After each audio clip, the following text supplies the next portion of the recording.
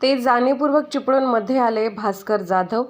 त्यांनी खूप मोठ्या प्रमाणात टीजर व्हायरल करून लोकांना डिवचण्याचा प्रयत्न केला होता। माझ्या कार्यालयासमोर वेगवेगळे बॅनर लावले होते। चिपळूणची संस्कृती आहे, कोणाची सभा असेल तर कोणाच्याही बॅनरला हात लावायचा नाही। आम्ही कोणीही त्यांच्या झेंड्याला हात लावला नव्हता। ते जाणीवपूर्वक चिपळूणमध्ये आले, जाणीवपूर्वक माझ्या कार्यालयासमोर स्वतःचा सत्कार करण्याचा प्लॅन केला। त्यांनी हातवारे करून आम्हाला डिवचण्याचा प्रयत्न केला।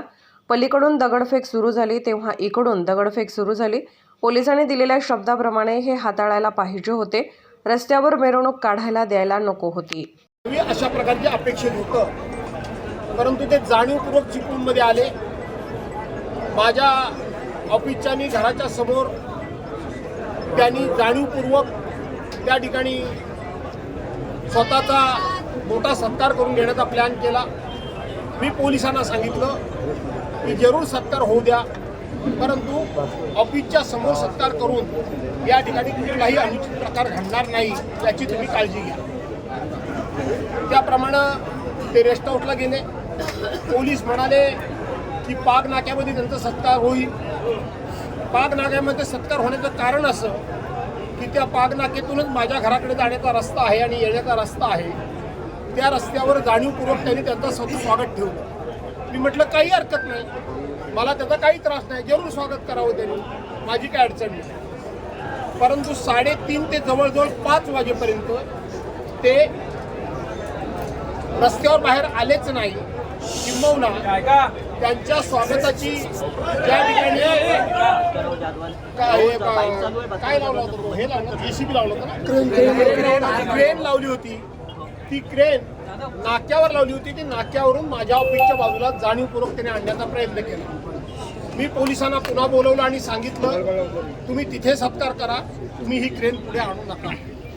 परंतु जवळजवळ 1 तासभर क्रेन त्यांनी जाणीवपूर्वक तिथे उभी करून ठेवली। मला कुठल्याही प्रकारचा त्रास नव्हता। परंतु तासानंतर मी दीड तास उलटून गेला होता। मी म्हटलं आता फार काही हा विषय ताणण्याचा नाही, कारण मला बातमी अशी आली होती की गुहागरमध्ये सभेला माणसंच जमली नाहीत आणि त्यामुळं पोलीस मला पुढे जाऊ देत नाही असं कारण काढून हे परत मागे फिरतील। आणि म्हणून मी माझ्या लोकांना जाहीरपणे माईकवर आव्हान केलं की आता सर्वांनी शांततेनं घरी जा। आणि आम्ही हा विषय संपवला। आम्ही घरोघर निघालो। त्याच वेळेला जाणीवपूर्वक त्यांनी तिथे त्यांचा सत्कार केला। प्रचंड फटाक्याची आतषबाजी केली, तीही हरकत नाही। परंतु माझ्या बाजूला जवळजवळ 5 ते 10 हजार माणसं उभी होती आणि त्यांच्या बाजूला 100-200 माणसं पण नव्हती।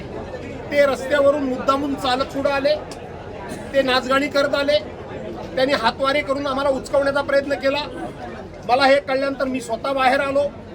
मी सुद्धा आमच्या लोकांना शांत केलं आणि मी परत गेलो। मला माहीत नाही त्याच वेळेला पलीकडून दगडफेक सुरू झाली। तिकडून दगडफेक सुरू झाली तशी इकडून देखील दगडफेक सुरू झाली आहे।